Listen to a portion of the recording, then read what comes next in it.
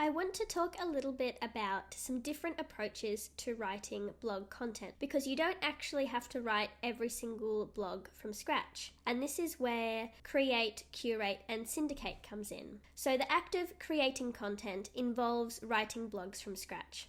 Or you can also repurpose them from other content you have previously created, like a video or a brochure. Another approach is curating content. And this involves compiling information or expert opinions about a specific topic, adding those attributions, and then also layering in your own introduction and conclusion.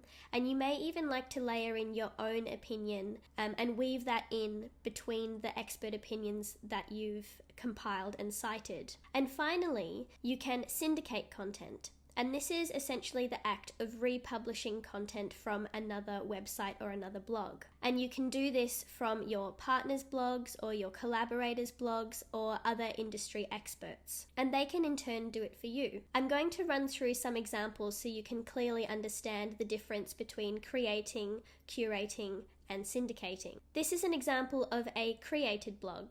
In fact, this blog was created by myself, and it's a blog about how to create the ultimate beach house. The approach for this blog was like with most created blogs, doing my own research and writing all of these paragraphs and all of these points from scratch. This is an example of a curated blog.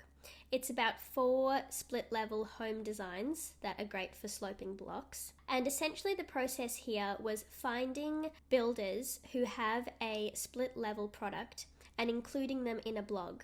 It has an introduction to introduce these builders and the products that are going to be featured in the blog, but then the copy itself that describes the homes has been taken from the builders, and there's a hyperlink back to where the reader can view those products. So this is an example of curating because we have compiled information from other sources, but also layered in our own introduction and our own conclusion with the relevant attributions. And finally, this is an example of a syndicated blog. Essentially, there was an REA article written about this topic, Portarlington is the new Byron Bay.